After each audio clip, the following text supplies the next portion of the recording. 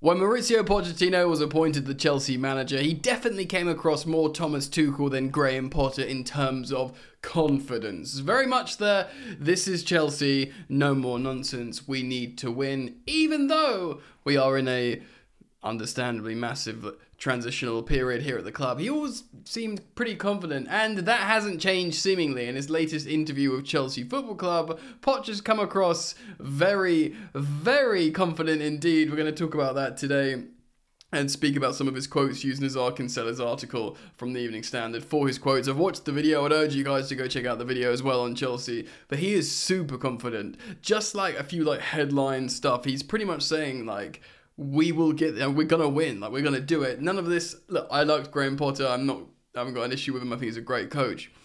But he was like, yeah, we'll try and win and do what this football club deserves. But Pochettino is pretty much saying, yeah, we are going to get there. Don't worry about right now. We're going to get there and we're going to win. We're going to do it. There's no sort of if, buts, or maybes. The dude is adamant, he's like, we're going to be successful. Trust us. Patience. It's happening. It is happening. Do you know what I mean? Dude is adamant.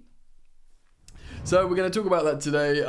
It's kind of like a feel-good factor. Of course, it's the international break. Chelsea are returning to play Arsenal when we do come back. He's asked a few questions about that as well. He's asked about Cole Palmer, Conor Gallagher, injuries in general. Just the previous upload to this one this morning, I was speaking about Conor Gallagher a little bit because I was speaking about the midfield conundrum. What happens when Romeo Lavia is eventually integrated into the side? We surely have to maintain this three-man midfield as opposed to the two-man double pivot we were playing, but who do you drop? Do you drop Conor Gallagher, who Pochettino seemingly loves? And this is assuming we're maintaining this formation, so we're having a front three and not a front four, so when Nkunku has to come in the side as well. Where does he play? If you do want to have my thoughts on that in a bit more detail, I'd urge you to go watch the previous upload to this one, where we discussed that, and I think it's an interesting piece of content. Cool, so like I said, we're using this Arkinseller's article on Evening Standard to cite some of the quotes from the interview from Pochettino. So that's that. A quick reminder that if you do want to support the content, just simply drop a like and comment. Let me know you're enjoying it. You're welcome to share it, of course, and you're of course always welcome to subscribe if you want to. Kinsella writes, Mauricio Pochettino says, quote, unpredictable Cole Palmer has been the difference for a Chelsea team that has now won 3 games in a row. So I told you to speak to about Cole Palmer, but in such glowing terms, man, seriously glowing terms. Of course, this is a young player, an under-21s England international, who didn't score a Premier League goal for Man City. Has scored one already for Chelsea, though. I believe 3 goal involvements in 3 games. But a different profile. And if we cast our minds back a little bit at the end of the transfer window, and seemingly we had bought everyone, Nkunku, Caicedo, Lavia, and others as well, Gusto joined and a bunch. We signed a lot of people. Forgive me if I don't remember them all. But the last target was this left-footed attacking midfielder that could play on the right as well.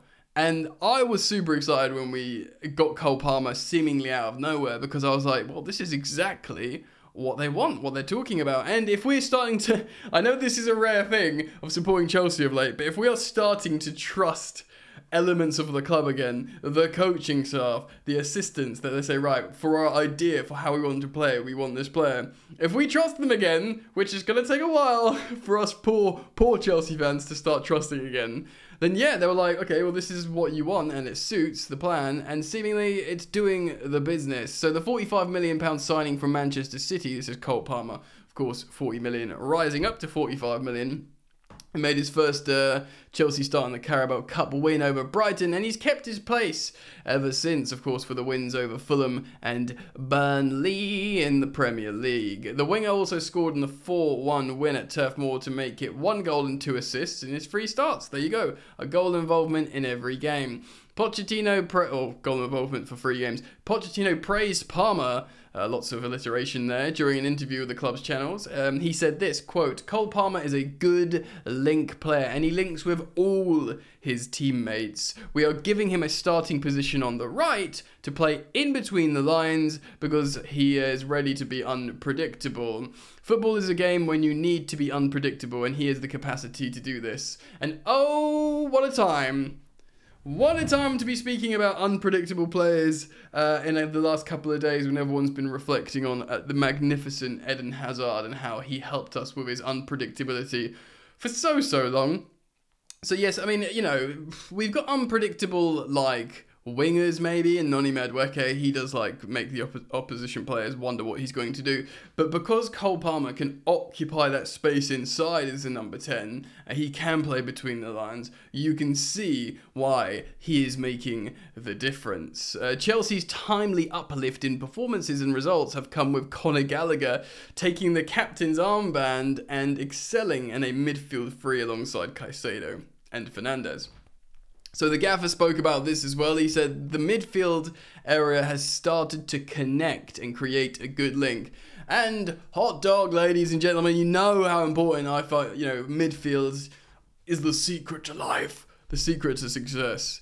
So he said creating to a good link before going on to praise his temporary captain amid Reece James's absence. He says about Conor Gallagher this, Conor is a player who can run a lot. We've all known that about him for a long time now. He certainly can run a lot. And this is massive. Look, before we read on, I said it in the early upload. Again, I'd urge you to just check it out. We spoke at detail how Conor Gallagher was always going to be the profile of a Pochettino player. Lots of alliteration again, because he just suits perfectly, doesn't he? An attacking player, works hard, good at counter-pressing, good at tackling, is ultimately an offensive player as well, so it's just not the sexiest kind of profile of player in terms of being really niche. Do you know what I mean? He's a great professional, Poch goes on to say. He can play in different positions as a number 8, which he's playing right now, and we all know that to be his preferred, or at least best position. That's where he played so well at Crystal Palace for a season, and got his England call up, of course. Tuchel wanted to play him as a double 6 in a 3-4-3, though sometimes in the front 3 as an inside forward. None of that suits him, even though he can do a job everywhere. So he can play as Pochettino says, a number 8, a number 10, yeah, or even a number 6. True, but let's be real, where he's playing right now and that right side of that midfield 3 is his best position. He is box to box. He can run. Didn't like Moussa Dembele in the Tottenham midfield was so important, did similar stuff. For the big Poch man, he can run, he can finish, he can assist, like he did for Raheem Sterling against Burnley. We are so happy with him. So, yes. You can tell the gaffer is very, very happy with Conor Gallagher. Well, you could tell that he was happy with Conor Gallagher before this interview, but this has really hammered home his love for young Conor Gallagher. The owners now, who had constantly been waving Conor around in the shop window like, buy me, 50 million quid. Pure profit, ding, ding, ding. We love that, don't we? They'll probably be thinking, oh, he's using him quite a lot, isn't he? Oh, he's giving him the captain's armband now. Ooh. Chelsea remain without a host of players going for injury, with Axel Disasi and Nico Jackson pulling out of international duty due to minor issues, which we think shouldn't affect Chelsea, by the way. They hope the duo will be available to face Arsenal next week with Reece James, Chalobah and Badiashile all pushing for their returns.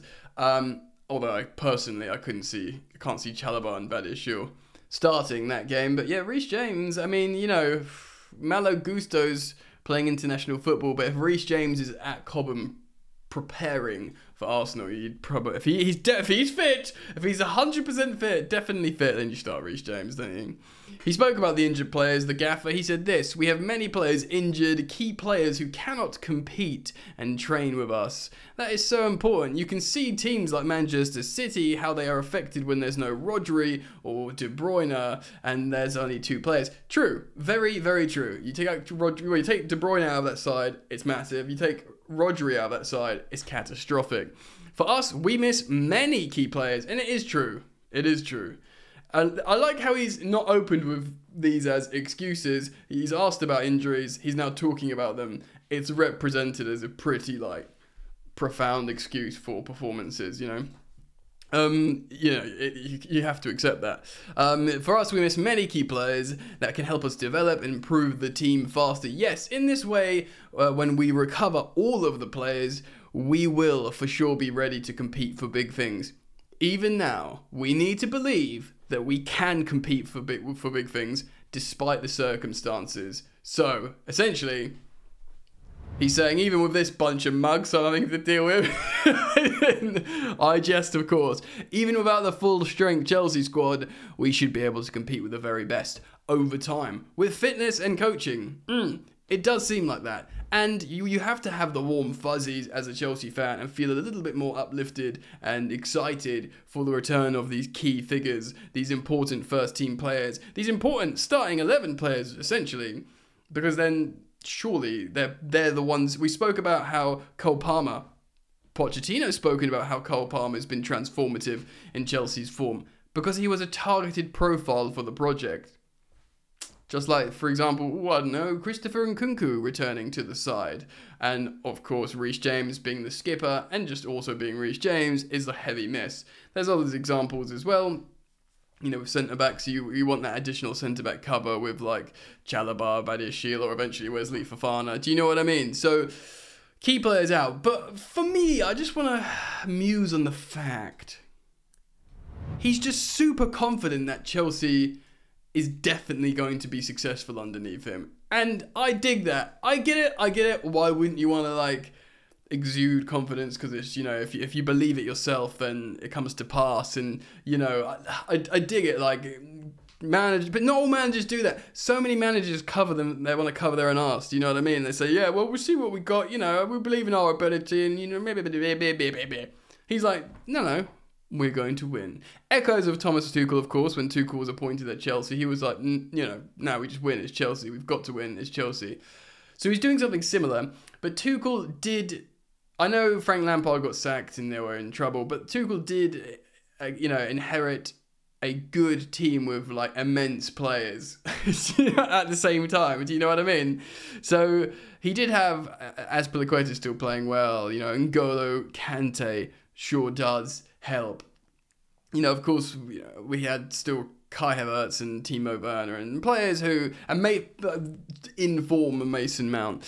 Pochettino has inherited a side that finished 12th with lots of players leaving, Chelsea fans struggling to resonate their identity with their club because either academy players have gone or the players who they personally liked. There'll be American fans that loved Pulisic, there'll be just general fans that, you know, loved Kai Havertz or Mason Mount or Ruben Loftus-Cheek, like the academy boys, and they'll be struggling to digest and be like, what's happening here? And I don't think Pochettino being the ex-Tottenham manager has any, you know, ramifications, but it was because everyone recognised he's a good manager, and, you know, after Potter and Lampard again, it's sort of a welcome addition.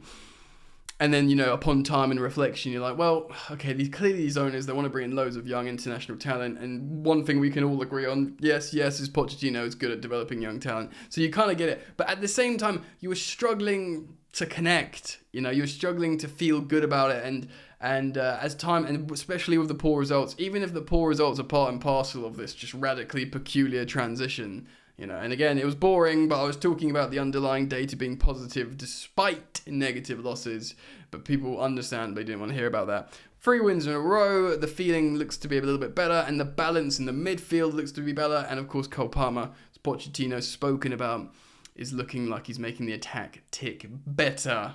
Good, right? Yeah, I guess so. So maybe he has a good cause to be so assertively confident like he's always been. But this guy is just saying, like, we're not just gonna be good and competitive again. We're gonna win. We're gonna try and win trophies this season, whether it's the cups. I'm pretty sure he's tapped out in the Premier League, you'd have to say. You'd have to imagine. But he's pretty assertive, like, yeah, we'll win this season. We're gonna become the team to win in the future. And he said, look, patience. He said, look, I understand the criticism of the fans. I'm paraphrasing slightly here from the interview. I'd urge you to go and see it yourself. Watch it yourself. I understand the criticism because fans are passionate, but I understand that we believe in what we're doing, we're seeing what's happening, we can see what's developing behind the scenes, and we know we're going to win. Hugely confident. So how do you feel about that? Do you feel good that he's coming out speaking like that? Would you prefer him to be a little bit more, I don't know, cautious with his words, a little bit more tiptoey and stuff? Or do you like the fact that he's come out swinging and he's like, yeah, mate, winning, Chelsea, everything's going to be all right, that kind of thing. Yes, I look forward. I wanted to react to this content interview he did, make a piece of content. I want to hear your thoughts, so please do comment down below. Thanks yet again for joining me back on Football Therapy, and hopefully I'll see you back here very soon, friends. All right, peace.